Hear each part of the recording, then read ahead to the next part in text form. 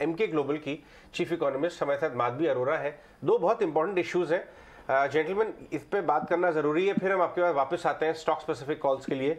एक तो खुशखबरी ये हुई कि ओवर द वीकेंड ये खबर आई कि भारत जो है कि इकोनॉमी का साइज अब 5वें नंबर पे आ गया है, यूके को हमने पछाड़ दिया है। पहले हम इस पे बात करते हैं, पहले इस खुशखबरी पे हम बात करते हैं माधवी अरोरा से, उसके बाद हम यूएस जॉब्स डेटा की भी बात करेंगे। माधवी, एक तरफ तो बहुत शुक्रिया हमसे बात करने के लिए, एक तरफ बात ये आ रही है कि साहब हमने इतनी बड़ी पोजीशन हासिल कर ली है, धीरे धीरे हमारी साइज ऑफ इकोनॉमी बढ़ती चली जा रही है। दूसरी तरफ कुछ लोग ये कह रहे हैं कि जी हाँ, साइज ऑफ इकोनॉमी तो बढ़ रही है, लेकिन यूके से हमारा पर कैपिटा जीडीपी अभी बहुत नीचे है। हम तो 2100 क्रॉस कर रहे हैं, उनका 47,000 के आसपास जीडीपी है। लेकिन पॉजिटिव तो है, कहीं ना कहीं हमारी साइज ऑफ इकोनॉमी तो बढ़ रही है। ये बात सच है।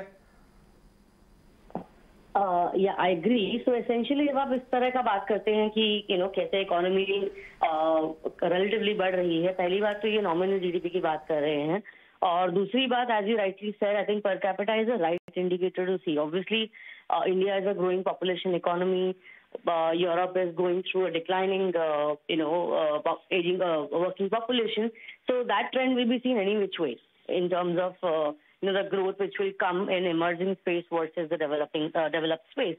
But that said, as you rightly said, per capita GDP is the right indicator to see when talking about the spread of the development that the economy is seeing.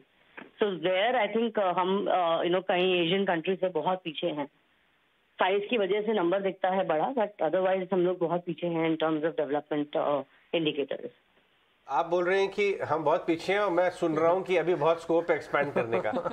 Yes, whatever, मतलब both ways, expand करने का scope तो रहता ही है। मतलब development sector is a sector which will take time to grow. I mean, you still are reeling under the pressure of higher demographic dividend that you saw would probably lead to a much sharper growth. I mean, if you say 5 years ago or 10 years ago, people were talking about India reaching a 5 trillion economy by 2021, which didn't happen, of course. So, moving goalposts hain, but of course, on a gradual basis, we have been improving in terms of our macro indicators and in terms of our, potential growth dynamics. So, I think that will pay off over a medium term.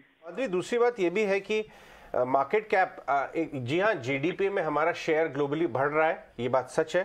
Per capita expansion इस समय जारी है, लेकिन market cap का जो representation है global market cap के, जो जीडीपी के साथ चल रहा है, वहाँ भी काफ़ी स्कोप है, वहाँ भी काफ़ी बढ़त हो रही है। मैं क्विकली आपसे यूएस जॉब्स डेटा के बारे में जानना चाहूँगा। बाजार यूएस मार्केट थोड़ा सा सहमा, बट आपके हिसाब से ये क्या बता रहा है यूएस जॉब्स डेटा, किस चीज का इंडिकेटर हो रहा है इस समय जो रीडिंग आ रही है यूएस माने की स्ट्रेंथ का या इन्फ्लेशन पीक आउट होने का? अमेरिका की लेबर स्ट्रेंथ बहुत अच्छी रही है पिछले 1 साल में, and if you see the broad indicator across, I think the jobs to seekers ratio is still more than 1.5 1.6x, which means एक आदमी को कम से कम around near double job offers हैं हाथ में। तो वहाँ मार्केट काफी टाइट है in terms of the labour vacancies, but of course segment wise काफी differentiation है, and the economy no doubt has been probably running beyond potential, इसीलिए वहाँ के policy makers भी काफी aggressively rate hike कर रहे हैं। जो लास्ट जॉब डेटा आया वो भी वही वैलिडेट किया, unemployment rate is quite low. Of course थोड़ा पार्टिसिपेशन रेट बढ़ा है, which is a good thing, because US में लेबर मार्केट सप्लाई की अवेलेबिलिटी का इशू भी काफी सीवियर रहा है पिछले 6-8 महीनों में, तो वो थोड़ा बहुत इम्प्रूवमेंट वहाँ दिख रहा है, मगर क्लियरली वहाँ पे डिमांड इतना ज़्यादा स्टिमुलेट हुआ है पॉलिसी मेकर्स के एफर्ट्स की वजह से कि at this point they are struggling to read inflation, and the priority becomes की डिमांड डिस्ट्रक्ट करिए ताकि उसकी वजह से आपकी इन्फ्लेशन नीचे आए। बिल्कुल माधवी, आपका बहुत शुक्रिया हमारे साथ जुड़ने के लिए और इन दोनों ही इम्पॉर्टेंट डेटा पर अपनी एनालिसिस हमारे साथ शेयर करने के लिए। तो क्लियरली यहाँ पर मजबूत यूएस जॉब्स डेटा ज़रूर नज़र आए, लेकिन बावजूद इसके इन्फ्लेशन की कंसर्न इतनी बड़ी है कि मार्केट्स इन मजबूत डेटा को भी एंजॉय या चेयर नहीं कर पाएँ।